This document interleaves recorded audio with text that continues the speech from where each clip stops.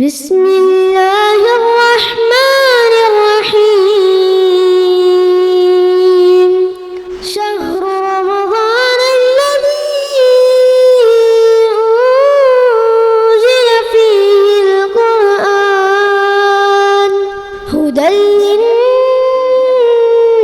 للناس وبينات من الهدى والفرقان.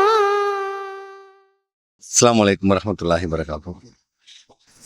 கண்ணியத்திற்குரிய எல்லாம் அல்ல அல்லாஹு ஜல்ல ஷானஹு தஆலாவின் நல்லடியார்களே, புனிதமிகு ரமலானிலே ஏறக்குறைய ரமலானின் இறுதியை அடைந்த நாம் அதனுடைய இறுதி நோக்கத்தையும் பெற்றுக்கொள்ள வேண்டும் என்கிற நன்னோக்கத்தில் நாம் இங்கே குழுமியிருக்கிறோம்.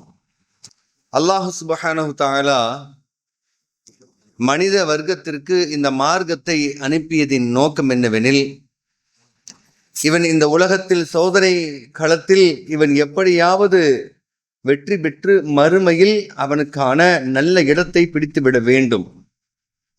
அப்படி என்றால் இவனுடைய அறிவுக்கு உட்பட்டு இவன் ஏதேனும் தேர்ந்தெடுத்தானேயானால் நிச்சயமாக காலத்தால் முரண்பட்டுவிடும், அல்லது பகுதியால் வேறு எந்தவித வித்தியாசப்படுத்தி இவனையே நாசப்படுத்திக் கொள்வான் என்பதற்காக அல்லாஹ் அவனுடைய வழிமுறையை இறை தூதர் மூலமாக நமக்கு அவ்வப்பொழுது மனித சமூகத்திற்கு கற்றுக் கொடுத்தான்.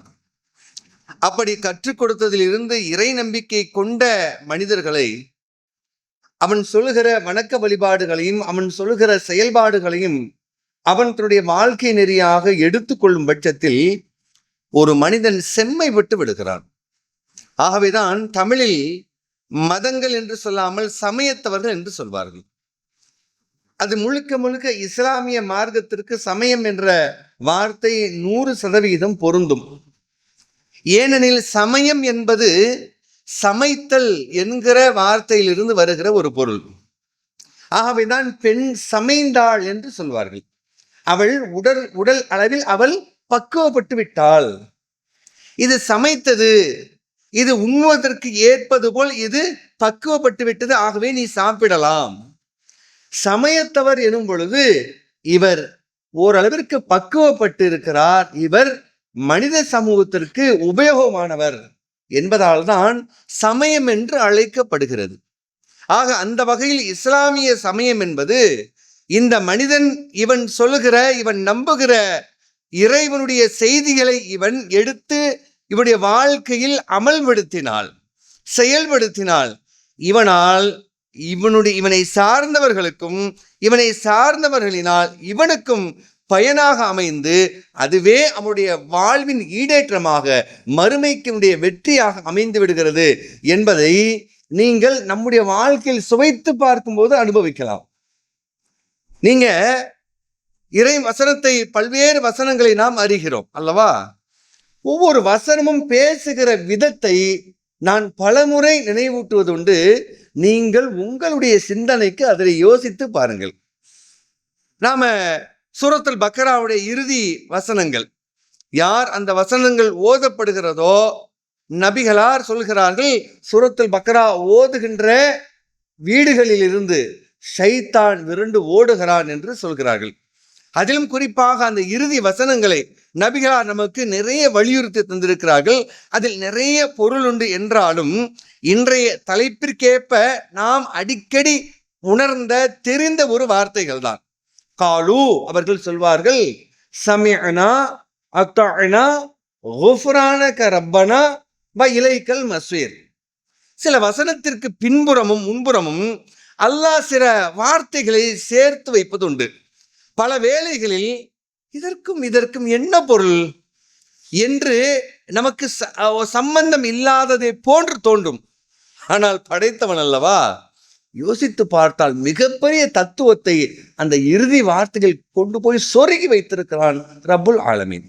காலு, அவர்கள் சொல்வார்கள், சமயனா, நாங்கள் செவியுற்றோம், அத்தஅனா, நாங்கள் கட்டுப்பட்டு விட்டோம், குஃப்ரானக ரப்பனா, இறைவா காரணம் என்னன்னா எங்களை நீ மன்னிச்சிடு, குஃப்ரானக, உன்னிடம் நாங்கள் பாதுகாப்பு தேடுகிறோம், மன்னிப்பு கேட்கின்றோம், வ இலைக்கல் மஸ்வீர், ஏனென்றால் உங்ககிட்ட தானே வந்து நிக்கணும். இறுதியில எனக்கு வேற வழி என்ன? உங்ககிட்ட தான் வந்து நிக்கணும். இப்போ நான் சும்மா கேட்டு கட்டுப்பட்டுட்டு போகல, உங்ககிட்ட மன்னிப்பும் கேட்கிறேன். ஏன்னா நான் தவறுக்கு அப்பாற்பட்டவனும் இல்லை, நான் பாவத்திற்கு அப்பாற்பட்டவன் அல்ல. ஆகவே நானும் பிழை பொறுக்க தேட வேண்டிய இடத்தில் தான் இருக்கிறேன். அதனால கேட்டேன், கட்டுப்பட்டுட்டு போறேன், என்னை மன்னிச்சு. காரணம் என்னன்னா, வேறு எங்க போனாலும் நான் மீளும் இடம் உன்னிடம் தான் இருக்கிறது. இப்ப இலைக்கல் மசீர், உங்ககிட்ட தான் நான் வந்து நிக்க போறேன், வேற வழி என்ன?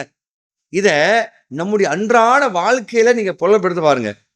ஒரு ஏதாவது அத்தாரிட்டி ஏதாவது ஏடிபிடி பண்ணிருப்பான், அல்லது ஒரு உயர்ந்த பதவியில அதிகாரத்துல எல்லாம் இவன் கையில் இருக்கிறது, ஒரே ஒரு கையெழுத்து, கடைசி நான் தான் அப்படிங்கிற ஒருத்தர் பேசுவார். நீ போயிட்டு எங்க வர நான் பாக்குறேனே. சில பொருள் விற்கிற, ஏன் இன்னைக்கு கேஸ் சிலிண்டர் வச்சுக்கோங்க, ஒருத்தர் கேட்குறோம், ரேட்லாம் இல்லைங்க அவ்வளோதாங்க, சரி அப்படின்னு போறாரு. நீ போயிட்டு நீ கடைசியில் என்கிட்ட தான் வரணும், பார்ப்போம். ஏன்? உன்கிட்ட தான் முடிவு, வேற வழியே இல்லை. இந்த துணிக்கடை வியாபாரிகள் அதிகமாக இதை சந்திப்பாங்க. நாளை இறக்குவாங்க, இறக்கி பார்ப்பாங்க, இல்லை வேற எங்கிட்ட போய் பார்த்துட்டு வர்றேன், நீ எங்கே சுற்றிடுவா, கடைசியில் என்கிட்ட தான் வரணும். இந்த டிசைன் வேறு எவன்ட்டுமே கிடையாது. இந்த பொருள் வைத்திருப்பவர் அப்ப தனித்துவமாக ஏதோ ஒன்று இருப்பவர் சொல்கிறார், வேற வழியே இல்லை, இங்கதான் வந்தா அவனுக்கு கடைசியில அப்படின்னு சொல்றத சரியாக புரிந்து கொண்டால் வேறு வழி அல்ல, மீளுதல் அங்கேதான் இருக்கிறது. ஆகவேதான் இறைவா நான் சரணடைந்து விடுகிறேன் என்கிற 100% புரிதல் எப்பொழுது வரும் என்றால், இறைவன் மட்டும்தான் நித்திய ஜீவன், அவனிடம் நான் மறைக்க ஒழிக்க எதுவும் முடியாது, நான் சாதாரண அடிமை, அவனுக்கு தெரியும் என் உள்ளில் உள்ளது அவனுக்கு தெரியும், அவனை பற்றி எனக்கு தெரியாது என்பதை புரிந்து கொள்ளும் பட்சத்தில் ஒரு மனிதன் பக்குவப்படுகிறான். அவன் சரியான சமைத்தவனாக, சமைக்கப்பட்டவனாக, சமயத்தவனாக மாறுகிறான். இதைத்தான் இஸ்லாம் விரும்புகிறது. இஸ்லாம் என்ன விரும்புகிறது? இறைவா உன்கிட்ட நான் வந்து நிக்கணும். அப்ப உன்கிட்ட வந்து நின்னா, நான் அவனை ஏமாத்திட்டு வந்து நின்னா அதை நீ விட மாட்டேன். அவனை அடிச்சுட்டு வந்து நின்னா அதை கேட்ப. உனக்கு மட்டும் மன்னிப்பு கேட்கிற, அப்ப உன்கிட்ட மன்னிப்பு கேட்டவன் என்ன பண்ணுவேன்னு கேட்ப. உன்னால் பாதிக்கப்பட்டவனுக்கு என்ன நீ சொல்ல போற என்று நீ கேட்டுருவ. அப்படின்னா எல்லாருக்கும் உனக்கு தெரியும் பட்சத்துல நான் சும்மா கேட்டுட்டு கட்டுப்பட்டு போகல, சரியா கேட்பேன், சரியா கட்டுப்படுவேன், உன்கிட்ட மன்னிப்பு கேட்பேன். காரணம் உங்ககிட்ட தான் வந்து நிற்கணும், வேற வழியே எனக்கு இல்லை என்கிற ஒரு பண்பு ஒரு இறை நம்பிக்கையாளனுள் முழுமையாக வரும் பட்சத்தில் அவன் பக்குவப்பட்டவனாக மாறுகிறான். நமது தாருஸ்ஸலாம் வாழ்வியல் பயிற்சி மையத்தில் இஸ்லாத்தை கற்க வருவோருக்கு உணவு, தங்குமிடம், ஹத்னா, அபிடவிட் மற்றும் பெயர் மாற்றம் உள்ளிட்ட அனைத்தையும் செய்து கொடுக்க நபர் ஒருவருக்கு ரூபாய் 15,000 செலவாகிறது. இறையருளால் அதற்குரிய வாய்ப்பும் வசதியும் பெற்றவர்கள் ஒருவருக்கோ இருவருக்கோ தம்மால் இயன்றவருக்கு பொறுப்பேற்று இப்பணியில் தம்மையும் இணைத்துக் கொள்ளுமாறு அன்போடு கேட்டுக்கொள்கிறோம்.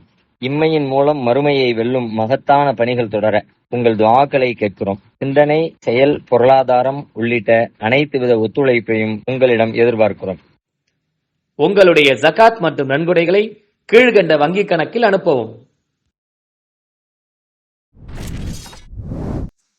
இதை நீங்க நிறைய வரலாற்று சான்றுகளோட பார்க்கலாம்.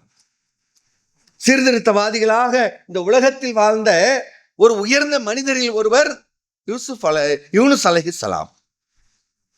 யூனுஸ் அலைஹிஸ்ஸலாம் என்ன செய்கிறார்? அந்த மக்கள் மத்தியில் இறைவன் சொன்ன செய்தியை பரப்புகிறார். இறைவன்பால் இறை தூதர்களுடைய அடிநாதம் 2 வார்த்தைகளில் இறைவன் சொல்கிறார். இறை தூதர்கள் அவர்கள் யார்? 2 வரியில 2 வார்த்தையில பல இடங்கள் அல்லாஹ் சொல்றான். வபஷ்ஷிரீன வமுன்சிரீன், அவர்கள் நற்செய்தி சொல்வார்கள், வமுன்சிரீன் எச்சரிக்கை செய்வார்கள். இதுதான் இந்த 2 வார்த்தைகளுள் இறை தூதர்களுடைய பணி அடங்கிவிட்டது. அவர்களுடைய வேலை நற்செய்தி சொல்வார்கள், அல்லாஹ்வை வணங்குங்கள், யா கௌமி அபுதுல்லாஹ், அல்லாஹ்வை வணங்குங்கள், லா துஸ்ரிகு பி ஷைஆ, அவனுக்கு எந்த ஒன்றையும் இணை கற்பிக்காதீர்கள், அவன் கடுமையாக தண்டிப்பவன் என்றும் எச்சரிக்கையும் சொல்லி நீங்கள் சரியாக வணங்கினால் உங்களுக்கு சுபச்செய்தி இருக்கின்றது என்கிற நற்செய்தியும் சொல்வார்கள். அதைத்தான் அவரும் கணக்கச்சிதமாக செய்தார். அவருடைய பணியில் துளியும் குறை இறைவன் சொல்லவே இல்லை. மிகச்சரியாக செய்தவர். இறுதியில் இறை தூதர்கள் என்ன செய்வார்கள்? ஒரு கட்டத்திற்கு மேல் அல்லாஹ் தண்டிப்பதாக இருந்தால் அங்கிருந்து இறை தூதர்களையும் அவர்களோடு சேர்ந்த நம்பிக்கை கொண்டவர்களையும் அல்லாஹ் காப்பாற்றி விடுவான். காப்பாற்றி அது யாரை அழிக்க வேண்டுமோ அவர்களை அழித்து விடுவான். இது இறைவனுடைய நியதி. ஆனால் அந்த நியதி என்பது அவனுக்கானது. யூனுஸ் அலைஹிஸ்ஸலாம் என்ன செய்கிறார்கள்? இறைவா, நான் சொல்லி பார்த்தேன், உடைய வேதனை எனக்கு, இனிமே இவங்க திருந்த மாட்டாங்க, வேதனை இறக்கு. அது வரைக்கும் அல்லாஹ் அவர் மீது குத்தம் சொல்லல. ஏனென்றால் அல்லாஹ் சொல்றான், அவ்வளவுதான், இதுக்கப்புறம் விட்டு நீ போயிடு. கேட்டுட்டு அவங்க அந்த இடம் புலம்பெயர்ந்து வேறு பகுதிக்கு செல்கிறார். பின்னர் என்ன செய்கிறார்கள்? வந்து பார்க்குறாங்க. வந்து பார்த்தா அல்லாஹ் அழிக்கல, ஹிதாயத்து கொடுத்துட்டான். யாரை அழிக்க போகிற அளவிற்கு அவர்கள் இறை மறுப்பாளர்களாக இருந்தார்களோ அதே சமூகம் இறை தூதர் இல்லாத பொழுது ஏற்றுக்கொண்டார்கள். இப்ப இவருக்கு என்ன ஆகுது? யூனுஸ் அலைஹிஸ்ஸலாம் அவர்களுக்கு இவ்வளவு தூரம் சொன்னோம், இத்துணை ஆண்டுகளோ அல்லது நாட்களோ பல நாட்கள் போராடி இருப்பார்கள். இவ்வளவு பெரிய நாம தியாகம் பண்ணோம், அப்பெல்லாம் கேட்காதவங்க இப்ப ஏத்துக்கிட்டாங்க, யாரெல்லாம் இப்பயே இவங்க அழிக்கல என்று அல்லாஹ்வின் மீது என்ன செய்கிறார்? ஒரு விதமான சின்ன கோபப்படுகிறார். கோபப்படுறான்னா அல்லாஹ் மேல அப்படி கோபப்பட முடியாது. அவருடைய மனித யதார்த்தத்தின் அடிப்படையில் வரம்பு மீறல் அவரு. ஆனா என்ன பண்றாரு? அண்ணா ஏன்டா அழிக்காம போயிட்டே, அல்லாஹ் என்ன அழிக்கிறேன்னு சொல்லி அழிக்கல, இப்ப போய் இதாயத்து கொடுத்துட்டேன் என்று கோபித்து கொண்டு அவர் பிரயாணிக்கிறார். மீண்டும் அந்த இடத்தை விட்டு நகர்கிறார். அல்லாஹ் என்ன பண்றான்? இது என்னுடைய வேலை, அதிகாரம் என்பது என்னை சார்ந்தது. அப்ப நீ என்ன பண்றீங்க? அதிகாரத்தின் மீது உமக்கு எந்த பங்கும் இல்லை என்பதை அவரை உணர்த்தி மீன் வயிற்றில் சிறைபிடிக்கிறான் அல்லாஹ். பிடிச்சவனை இந்த இடத்துல நம்ம கவனிக்கணும். ஒரு இறை நம்பிக்கையாளனுடைய, ஒரு சமயத்தவனுடைய சிந்தனை எப்படி இந்த இறை தூதருக்கு இருந்தது பாருங்கள். நாம் ஒரு கணமும் யூனுஸ் அலைஹிஸ்ஸலாம் அவர்களை குறைத்து மதிப்பிட்டு விடக் கூடாது. பல வேளைகளில் பல பேச்சாளர்கள் இதை சொல்லி சொல்லி அந்த மனிதர்கள் மாணிக்கத்தை குறைத்து மதிப்பிட்டு விடக் கூடாது. மனிதன் என்ற விதத்தில் அவர் அப்பாற்பட்டவர் அல்ல என்பதைத்தான் அல்லாஹ் புரிய வைத்திருக்கிறான் ஒழிய அவர் நம்மை விட உயர்ந்தவர் தான். என்ன பண்றாங்க? மீன் வயிற்றுல அல்லாஹ் சிறைப்பிடிச்சிட்டான். அடுத்த நிமிஷம் சுதாரிச்சுக்கிட்டார். நம்ம பண்ண தப்பாச்சே, நாம ஏன் இதுல அல்லாஹ் நேர்வழி கொடுக்கணும், அவன் எப்ப கொடுத்தா என்ன, என் டியூட்டியை தான் நான் செய்யணுமே ஒழிய அங்க அதிகாரத்துல நமக்கு ஏது பங்கு? அல்லாஹ்வுடைய முடிவில் போய் நாம் எப்படி செய்ய முடியும்? முழுக்க முழுக்க மன்னிப்பைத்தானே கேட்க வேண்டும். அந்த மக்கள் கேட்டு விட்டார்கள், அல்லாஹ் எடுத்துக்கொண்டால் இது சிறப்பு தானே என்று சுதாரித்த அந்த மாமனிதர் கேட்கிறார், லா இலாஹ இல்லா அன்த, வணக்கத்திற்குரியவன் உன்னை தவிர வேறு யாரும் இல்லை, சுபஹானக்க, நீ தூய்மையானவன், நான் அப்படி அல்லவே, நான் தூய்மை அற்றவன், உன்னை போன்றான், நீ இறைவன் படைத்தவன், சுபஹானக்க இன்னீ குன்து மினல் ஸாலிமீன், நான் தான் அநியாயக்காரர்கள் அன்று ஆகிவிட்டேன், நான் பண்ணது அநியாயம் என்று கேட்டுவிட்டு அல்லாஹ்விடத்திலே கையேந்தினார். அல்லாஹ் ரப்பல் ஆலமீன் அவரை மன்னித்து மீண்டும் அவரை சிறைபிடித்ததிலிருந்து விடுவித்தான் என்று அல்லாஹ் சொல்வதிலிருந்து நாம் என்ன பாடம் படிக்க முடிகிறது என்றால், என்னதான் இறை தூதராக இருந்தாலும் இறைவனுக்கு பிடிக்காததை செய்தால் அல்லாஹ் பிடித்து விடுவான். இந்த விடத்தில் அல்லாஹ் பாரபட்சம் பார்ப்பது இல்லை. என்னை எப்படி அல்லாஹ் பாவித்தானோ அப்படித்தான் அவரையும் பாதித்தான் என்றால், ஆனால் அவர் என்னை விட பல மடங்கு மேலே, அப்படிப்பட்ட உயர்ந்த மனிதராயினும் அல்லாஹ் அடியானால்தான் பார்க்கிறான் எனும் பொழுது, அல்லாஹ் என்னை பாரபட்சம் இல்லாமல் என்னை பார்க்கிறான் என்றால் நான் எப்படி அல்லாஹ்வின் மீது மீளுதலாக நடந்து கொள்ள வேண்டும்? இதை சொல்லிவிட்டு நபிகளார் சொன்னார்கள், யார் ஒருவர் லா இலாஹ இல்லா அன்த சுபஹானக்க இன்னீ குன்து மினல் ஸாலிமீன் என்று சொல்லி பாவ மன்னிப்பு தேடுகிறாரோ அவருடைய பாவத்தை அல்லாஹ் மன்னிக்காமல் இருப்பது இல்லை. நல்ல வாய்ப்பு. ஏன்? ஒரு வரலாறை திருப்புமுனையை எடுத்து அதன் மூலமாக நான் பாடம் பெற்று, இறைவா உங்ககிட்ட தானே நான் திரும்பணும், எங்க போகிறது? அவர் எங்கே செல்வார்? அல்லாஹ் கேள்வி கேட்கிறான், எங்கே செல்வாய்? ஆகவேதான் இறைவா மீளுதல் உன்னிடமே இருக்கிறது என்பதை புரிந்து கொண்டு எப்படி அவர் மீண்டார்களோ அதுபோல் நம் வாழ்க்கையில் ஏதேனும் தவறு இழைத்தால், பிழை இழைத்தால், அகம்பாவம் என்ற ஒன்று வந்துவிட்டால் உடனடியாக உடை தெரிந்துவிட்டு இறைவா உங்ககிட்ட தானே வந்து நிற்கணும், என்னை மன்னித்து விடு என்று அந்த மீளுதல் இருக்கிறதுவே அது மிக மிக முக்கியமானது. அந்த சிந்தனை வந்துவிட்டால் அவன் பண்பட்டு விடுகிறான். ஆகவேதான் எந்த இடங்களெல்லாம் இந்த பாவ மன்னிப்பு போன்றோ அல்லது சில கவலைகளை போன்றோ அல்லது வேறு விதமான விஷயங்களை போன்றோ வந்துவிட்டால் அந்த இடத்தில் அல்லாஹ்விடம் மன்னிப்பு கேட்கிற வார்த்தை அல்லாஹ் கொண்டு வந்து வச்சிருவான். இன்னல்ல ஒரு வசனம் பசியே இருப்போம், திடீர்னு ஓதிக்கிட்டே இருப்பாரு, இன்னல்லாஹ் கஃபூர் ரஹீம், அல்லாஹ் கஃபூர் ரஹீம் பாரு. இந்த இடத்துல வல்லாஹ் கஃபூர், அங்க பார்த்தா மேல கருத்து அப்படி இருக்கும்.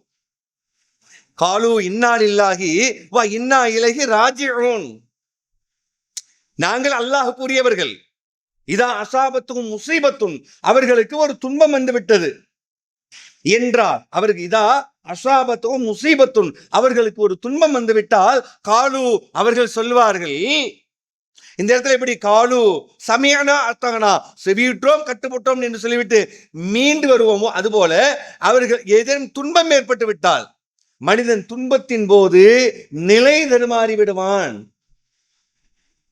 தவறான வார்த்தைகளை பயன்படுத்தி விடுவான், தவறான முடிவை எடுத்து விடுவான், தவறாக தீர்ப்பளித்து விடுவான்.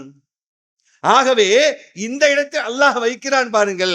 அவர்களுக்கு ஏதேனும் துன்பம் ஏற்பட்டு விட்டால் அவர்கள் சொல்வார்கள், இன்னா நிச்சயமாக நாங்கள் லில்லாஹி அல்லாஹ்வுக்கு உரியவர்கள், ஓ இன்னா மேலும் நிச்சயமாக நாங்கள் இலைஹி அவனிடமே ராஜிஊன் திரும்புகிறவர்கள். நம்ம ஆட்டு இன்னைக்கு கோபத்துல சோகத்துல ஏதாவது ஏற்றுக்கும்படி பண்ணிட்டா திரும்பி எங்க போறது? நீங்கள் அனாதை குழந்தைகளை ஆதரிக்க விரும்புகிறீர்களா?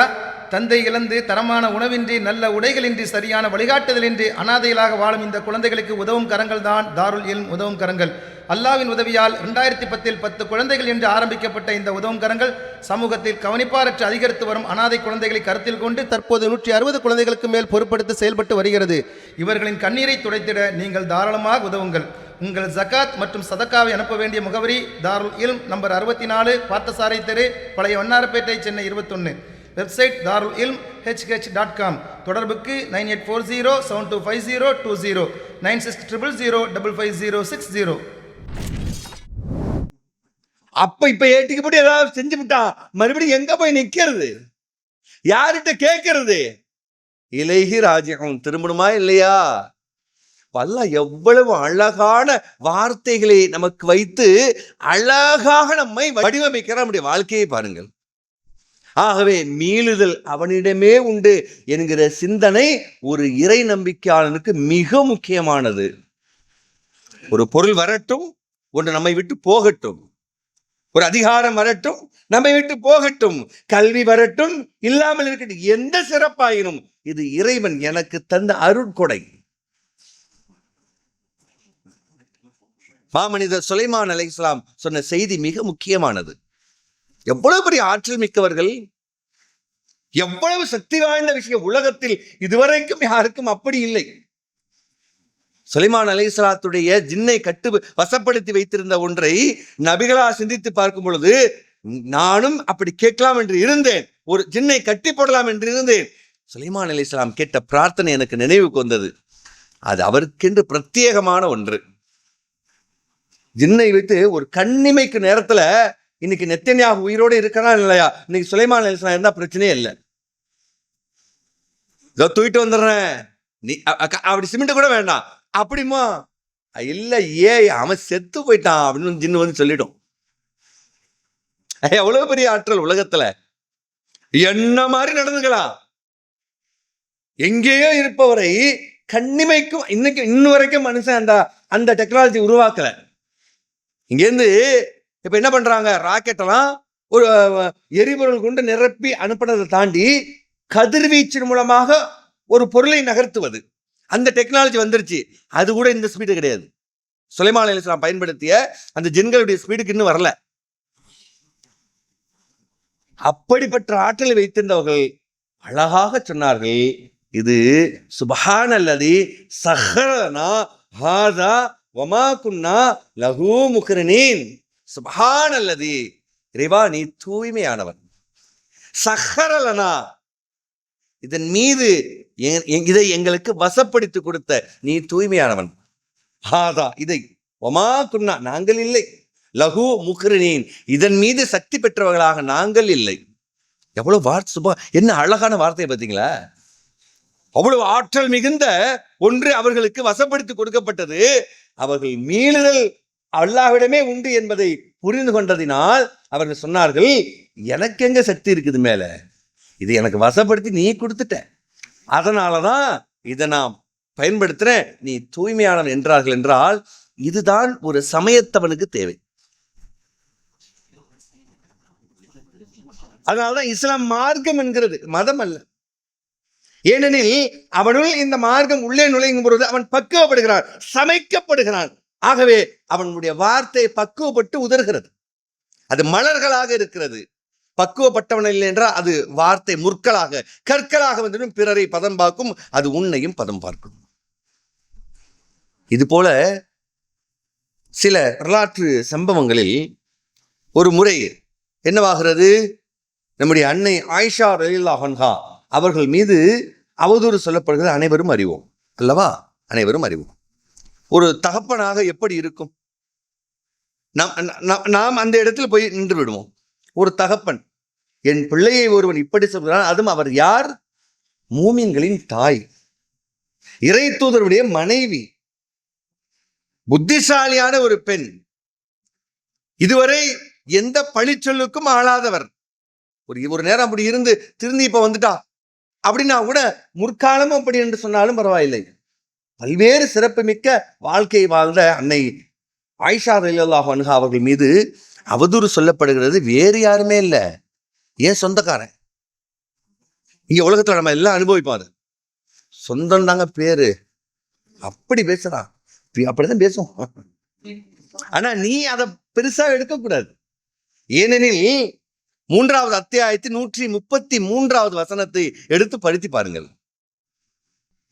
இறை நம்பிக்கையாளுடைய பண்பை பற்றி பேசும் பொழுது அவர்கள் அல்லதீன யுன்ஃபிகூன ஃபிஸ் ஸர்ராஇ வத்-தர்ராஇ வல் காலிமீனல் கைல வல் ஆஃபீன அனின் நாஸ், அவர்கள் வறுமையிலும் செல்வ செழிப்பிலும் அவர்கள் அல்லாஹ்விடத்தில் தர்மம் செய்வார்கள். இப்ப இந்த இடத்துல நீங்க நல்லா கவனிக்கணும், எப்பவுமே அவன் ஒரு ஸ்டெபிலிட்டியா இருக்கிறான்.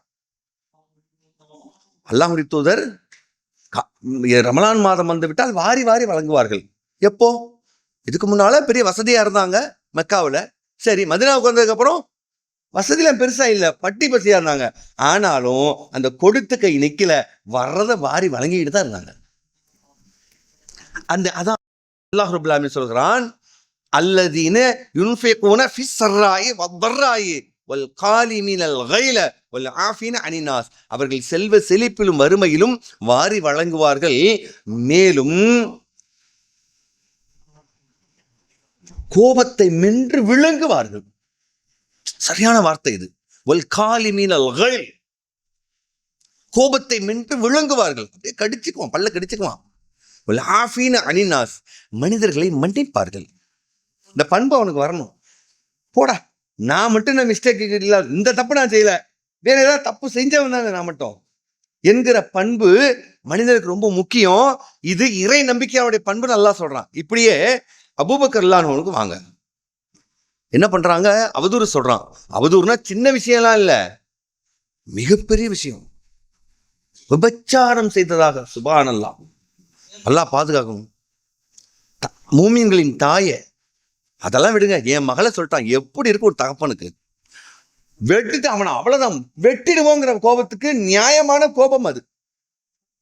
அப்படிப்பட்ட கோபத்தை அவர் மென்று விழுங்கி கொண்டு சொல்கிறார், இனி அல்லாஹ்வின் மீது ஆணையாக மிஸ்தகிற்கு நான் உதவ மாட்டேன். நான் உதவி செய்யறேன், இது வரைக்கும் யாருக்கும் தெரியல. வேற அபூபக்கர் ரலியல்லாஹு அன்ஹு அவர் இறந்ததுக்கு அப்புறம் தான் தெரிஞ்சான், இத்துணை குடும்பத்திற்கு அவர் தனிப்பட்ட முறையில் உதவி செய்து கொண்டிருந்திருக்கிறார். வரலாற்று சம்பவங்கள் நம்ம பார்க்கிறோம். அப்படிப்பட்ட உதவி கரம் கொண்ட அந்த மனிதர் சொல்கிறார், கடைசியில என் சொந்தக்காரன் நீ சொல்லிட்டியப்பா. மற்றவங்களை பத்தி அவர் கவலைப்படல, நிறைய பேர்ட்டு பரவுது, அது முனாஃபிக்குகள்லாம் அதை பரப்பி விடுறான். ஆனா அப்படி கவலை எங்க இருந்துச்சு, ரொம்ப பண்பட்டவர் அபூபக்கர் அவர்கள். ஏன் சொந்தக்காரன் இனி போய் திட்டல, அவர் அடிக்கல, எதுவுமே செய்யல. ரொம்ப ஜென்டலா என்ன பண்ணாரு, அல்லாஹ் மேல ஆணையா இனி அவனுக்கு நான் உதவ மாட்டேன்னு முடிவு எடுத்துக்கிறார். அல்லாஹ் என்ன பண்றான், 24வது அத்தியாயம் சூரத்து நூர், ஒரு பேரொளி பிரகாசம். அந்த அத்தியாயமே நல்ல வார்த்தையை பாருங்க. அதுல 22வது வசனத்துல அல்லாஹ் சொல்றான், உங்களில் செல்வமும் வசதியும் உடையோர், உறவினர்கள், ஏழைகள், அல்லாஹ்வின் பாதையில் ஹிஜ்ரத் செய்தவர்கள் ஆகியோருக்கு உதவி செய்ய மாட்டோம் என்று சத்தியம் இட வேண்டாம். ஒலா யஅத்தலி உலில் ஃபல்ல் மின்கும், உங்களில் வசதி உள்ளவர் வஸ்ஸஅதி, அவர் இவ்வாறு செய்த வேண்டாம், சத்தியம் செய்து விட வேண்டாம். ஏனெனில் அல்லாஹ் அடுத்த காரணத்தை உள்ள வச்சுட்டான் பாருங்க. இந்த இடத்துல வருது பாருங்க, ஏனெனில் அலா துஹிப்பூன ஐ யக்ஃபிரல்லாஹு லக்கும், நீங்கள் அல்லாஹ் உங்களை மன்னிக்க வேண்டும் என்று நீங்கள் விரும்ப மாட்டீர்களா? வல்லாஹு கஃபூருர் ரஹீம், அல்லாஹ் மன்னிப்பவன் நிகரற்ற அன்புடையோன். அல்லாஹ் எந்த வார்த்தையை எங்கெல்லாம் தூக்கி வைக்கிற மாதிரி. limrawedding.com வாழ்க்கை துணையை தேடுவதில் இஸ்லாமிய சமூகத்தில் இருந்த தேக்கத்தை நிறைவு செய்வதற்காக அதிநவீன தொழில்நுட்பத்துடன் உருவாக்கப்பட்டதுதான் limrawedding.com. பதிவு நடைபெறுகிறது. முதலில் பதிவு செய்யும் 100 நபர்களுக்கு ரூபாய் 700 மதிப்புள்ள சில்வர் பிளான் முற்றிலும் இலவசம். அல்லாஹ் மன்னிக்கிறவன் தானே, அல்லாஹ் கருணை உடையவன் தானே. அப்படின்னா நீ சக மனிதர்களை மன்னிக்கும் போக்கை கடைபிடி. வல் யஃபு, இந்த வார்த்தை பிரயோகத்தை தயவு செய்து மீண்டும் சொல்கிறேன், நீங்கள் சிந்தியுங்கள். வல் யஃபு, மன்னித்து விடுங்கள். வல் யஸ்ஃபு, விட்டு விடுங்கள். அதை பத்தி மறுபடியும் பேசிட்டு இருக்காத. இதுவே ஒரு பேச்சா நம்ம என்ன பண்ணுவோம், சில நேரங்கள்ல அப்படி செஞ்சிட்டோம். அது என்னமோ நம்ம உலகத்திலே நம்ம தான் தியாகி மாதிரி அதையே பிடிச்சிக்கிட்டு நிற்போம். அப்படி ஆச்சுங்க, அப்படி பண்ணிருப்பேன், நினைச்சா பண்ணுவேன், விட்டுட்டேன். ஒருத்தர் சொல்லுவார், அடுத்த இன்னொருத்தர் போய் அப்படி ஆச்சுங்க, அப்படி பண்ணிருப்பாங்க, விட்டுட்டேன், பரவாயில்ல, விட்டுட்டேன் விடாமையே வருஷம்லாம் நிற்பார். அல்லாஹ் என்ன பண்றான், வல் யஃபு, மன்னித்து விட்டு, வல் யஸ்ஃபஹு, விட்டுடாத. இது பண்பட்டவனுக்கு மட்டும்தான் வரும், பண்படாதவனுக்கு வராது. அவ்வளவுதான், போ, உனக்கு தெரிஞ்சது அவ்வளவுதான் என்று இந்த வசனம் வந்தவுடனேயே அபூபக்கர் ரலியல்லாஹு அவர்களுக்கு யாரும் போயெல்லாம் பேசல. அப்படி வசனம் இருக்கு, சத்தியம் செஞ்சு விட்ட, இப்பெல்லாம் இருக்காதுன்னு ஒரு ஆள் சொல்லலாம் செய்யல. அவரு போய் என்கிட்ட புத்தி கேட்டுட்டு வரல, அவருக்கா பட்டுச்சு, ஆஹா அல்லாஹ்வுடைய மன்னிப்பை நம்ம விரும்பத்தானே செய்யறோம், திரும்ப அங்கதானே போய் நிக்கணும், மன்னிப்பு தேவையான இடத்துல போய் நிக்கணும்னா இங்க மன்னிக்கிற இடத்துல நான் நிக்கணுமே என்று சொல்லி திரும்பவும் தன்னுடைய சத்தியத்தை அப்படியே புரட்டுகிறார். அல்லாஹ்வின் மீது ஆணையாக, இனி மிஸ்தாக இருக்கு, நான் நிறுத்த மாட்டேன், இன்னும் கூடுதலாக அவருக்கு கொடுப்பேன் என்று அப்படியே மாற்றிக்கொண்டு அவனிடம் மீள வேண்டும் என்கிற சிந்தனை இந்த ஒரு வார்த்தையில் அவருக்கு ஏற்பட்டது என்றால் அந்த வசனம் இன்னமும் நம் கையில் இருக்கிறது. இதை விடுங்க, சுபஹானல்லாஹ், இறைத்தூதர் முஹம்மது ஸல்லல்லாஹு அலைஹி வஸல்லம் இது பத்தி பேச்சு எடுத்ததா ஒரு ஹதீஸ்ல கூட நீங்க பார்க்க முடியாது. எவன்டா சொன்னா, தைரியம் என்ன போது சொல்றா பாப்போம். சொல்ல வேண்டிய ஆளுமை மிக்க மாமனிதர், பெத்த பிள்ளைய சொல்லிட்டாங்கன்னு சொல்லி அபூபக்கர் கோபம் வந்துச்சு. நபிகள் பெருமானார் கோபமற்றவர்களா? நம்முடைய பாஷையில் சொல்வதாக இருந்தால் சூடு சொரணையற்றவர்களா? சுயமரியாதையற்றவர்களா? மிகப்பெரிய பெருந்தன்மை மிக்கவர். அடுத்த வரி, இனிமேல் யாரும் அவதூறு சொன்னால் அவர் 4 சாட்சிகளை கொண்டு வர வேண்டும் என்ற சட்டம் இறங்குகிறது. சட்டத்திற்கு முன்னால் செய்து விட்டான். அவனை பத்தி நான் பேசவே இல்லை. போ, எவ்வளவு பெரிய பெருந்தன்மை பார்த்தீங்களா? நபிகளாருடைய சில வார்த்தைகள்லாம் அவங்க சில இடத்துல கடந்து போயிட்டே இருப்பாங்க. இதுவெல்லாம் ஒரு சாதாரண மனுஷன் செய்யற செயலே இல்லை. குறைஞ்சபட்சம் என்னை பார்த்து இப்படி சொல்லுவீங்க, உங்க அம்மாவை பார்த்து இப்படி சொல்லிட்டேடா தம்பி, சே உனக்கு எப்படி மனசு வந்துச்சு கேட்டுக்கலாம்ல. குறைஞ்சபட்சம் ஒரு இறை தூதர் என்றும் பாராமல் கேட்டு விட்டீங்களாப்பா. அப்படி இறைத்தூதருடைய மனைவி உடைய அன்னை அல்லவா? இப்படி பேச உனக்கு எவ்வாறு மனம் வந்தது? இப்படியா நீ பேசுவ? அந்த பிள்ளை இது மாதிரி தப்பா நீ பார்த்திருக்கியா? எதை வச்சு நீ சொன்ன? அப்படி கேட்டிருக்கலாம்ல. அதை பத்தியே பேசல பாருங்க. உனக்கு தெரிஞ்சது அவ்வளவுதான், விடு, வல் யஸ்ஃபஹு, விட்டுட்டாங்க ரசூலுல்லாஹ். என்ன மாதிரியான ஒரு பக்குவம் இந்த சமய தலைவர் என்றால் இவர் அல்லவா எடுத்தார். வீடு, அவ்வளவுதான். அப்போ அல்லாஹ் ஒரு இடத்தில் பல இடங்களில் மன்னிப்பதை சொல்லும் பொழுது, அதை நோக்கி பயணிக்க சொல்லும் பொழுதும் அந்த வார்த்தைகளை கவனித்தோமேயானால் நாம் மிக மிக நற்பண்பு கொண்டவர்களாக மாறிவிட முடியும். அது போலதான் ஒரு இடத்துல அல்லாஹ் இன்னொரு இடத்துல 41வது அத்தியாயம் சூரத்துல் ஃபுஸ்ஸிலத், அருமையான அத்தியாயம். அந்த அத்தியாயம் சூரத்துல் ஹுஜராத்னு 49 இருக்கும். அதெல்லாம் மனப்பாடம் பண்ணி வச்சுக்கணும், சும்மாவே நம்பலாம். ரொம்ப அருமையான அத்தியாயங்கள் இதெல்லாம். அதே போல சூரத்துல் ஃபுஸ்ஸிலத்தும் அப்படிதான். அதுல வலா தஸ்தவில் ஹசனத்து வல செய்யா, நன்மையும் தீமையும் சமமாகாது. என்னடா இதெல்லாம் ஆரம்பத்தில் தோணுச்சு. சிந்திக்க பார்த்தோம்னா சில இந்த நம்ம கம்பேர் பண்ணிக்கிறோம்ல, அதே பண்ணாதாங்கிறான்ல. இந்த கம்பேரிசன், கோல்டோட கோல்டை வச்சு கம்பேர் பண்ணி நியாயம். ஒரு தங்கத்தை தகரத்தை வச்சு நீ ஏன்டா பண்ற, நீ ஏன் உன் புத்தியை வேலை செய்யலன்னு அர்த்தம். அதுக்கு பேரு நன்மையும் தீமையும் சமமாகாது. அவனுக்கு நான் எவ்வளவோ பரவாயில்ல, இது முட்டாள்தனமான ஒப்பீடு. நல்லது தீமையும் எப்படி சமமாகும்? கருப்பும் வெள்ளையும் எப்படி சமமாகும்? இருட்டும் வெளிச்சமும் எப்படி சமமாகும்? ஒரு இடத்துல அல்லாஹ் கேட்கிறான், பார்வை உடையவனும் குருடனும் எப்படி சமமாவான்? உனக்கு பார்வை இருக்கு, இனிமே குருட்டு பயிலோட போய் உன்னை கம்பேர் பண்ற, ஒப்பீடு பண்ற. ஆக நீ ஒரு நல்ல விஷயம் செய்யும் பொழுது ஒரு கெட்டதை தூக்கி வச்சு அதுக்கு நான் பரவாயில்லன்னு சொல்றிய, ஏன் அப்படி சொல்ற? நீ புத்திசாலி சொல்லக்கூடாது. வலா தஸ்தவில் ஹஸனத்து வல ஸய்யிஆ, நன்மையும் தீமையும் சமமாகாது. இது ஃபஅபில்லதி ஹிய அஹ்ஸனு ஃபஇதல்லதி பைனக வ பைனா அதாவத்துன் கஅன்னஹு வலியுன் ஹமீம். யாருக்கும் உமக்கும் பகைமை இருக்கிறதோ அவனுக்கு நீ உதவிப்பார். எப்படி பாருங்க, நீ செய்யறது நல்ல விஷயம். நல்ல விஷயம் செய்யும் பொழுது அவன் யாருன்னு பார்க்காத. நீ மன்னிக்கணும்னு வந்துட்ட, நீ நல்லது செய்யணும்னு வந்துட்ட. அப்படி நினைக்கும் பொழுது அவன் யார் என்று பார்க்க, அவன் தகுதி என்ன? அவன் ஏழையா, உன் உறவினரா, அவன் தேவையுடையவனா, முஹாஜிரா? அதுதான் தேவையை ஒழிய அந்த இடத்துல எனக்கு பிடிச்சவனா பிடிக்காதவனா, என் நண்பனா பகைவனா. ஒருவேளை பகைவனா இருந்தாலும் கூட அந்த இடத்தில் நினைத்து பார், நீ செய்வது நன்மை, அவன் செய்தது தீமை, ரெண்டும் சமமாகாது. நீ உயர்ந்த இடத்துல இருக்கிற நீ ஏன் இப்படி யோசிக்கிற? அதான் அர்த்தம் அதுக்கு. வலா தஸ்தவில் ஹஸனத்து வல ஸய்யிஆ, இது ஃபஅபில்லதி, நீ நல்லது செய்யும் பொழுது ஹி அஹ்ஸனு ஃபஇதல்லதி பைனக வ பைனா, அந்த நேரத்தில் அவனுக்கு, உன்னுடைய பகைவனுக்கு நீ நன்மை செய்யும் பொழுது அதாவத்துன் கஅன்னஹு வலியுன் ஹமீம், அவன் உனக்கு உற்ற தோழனாக மாறிவிடுவான். உன்னையே கொல்ல நினைச்சிட்டு இருப்பான், கடைசியில உனக்காக உயிரே கொடுப்பான்னு வந்துடுவான். அதைத்தான் ரசூலுல்லாஹ் செஞ்சாங்க. சட்டையை கோத்து பிடிச்சு வந்தவர்கள் தான் உமர் ரலியல்லாஹு அன்ஹு அவர்கள், அல்லாஹ்வுடைய தூதரை. பிறகு என்னவாயிற்று?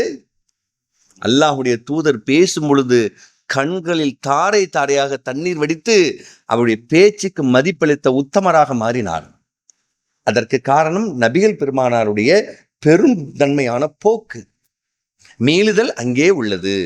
இதுதான் இறுதியில் ஒரு மனிதன், ஒரு சமயத்தவனுக்கு எது அவனை சமைக்கப்படும் என்றால் அவன் ஒன்றை புரிந்து கொள்ள வேண்டும், என்னை படைத்தவனுக்கு மத்தியில் நான் போய் நிற்கும் பொழுது எது எனக்கு பயன்படும் என்றால் அந்த பயன்தான் எனக்கு தேவையை ஒழிய என்னுடைய சுய உணர்வுகளோ விருப்புகளோ என்னுடைய நன்மைகளை பாழாக்கி விடக்கூடாது. ஆகவேதான் இறைவன் சொல்கிறான், வஸாரிஉ இலா மக்ஃபிரத்தின் மின் ரப்பிக்கும் வ ஜன்னத்தின் அர்துஹா ஸமாவாத்து வல் அர்து உஇத்தத் லில் முத்தகீன்.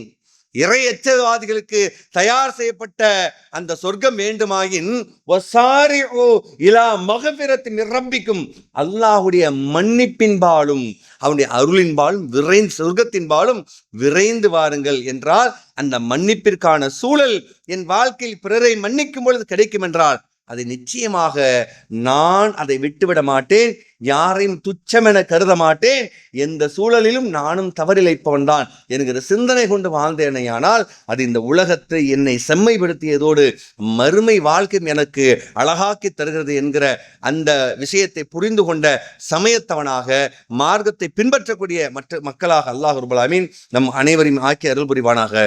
வாஹிரு தஅவானா அல்ஹம்துலில்லாஹி ரப்பில் ஆலமீன். அஸ்ஸலாமு அலைக்கும் வரஹ்மத்துல்லாஹி வபரகாத்துஹு.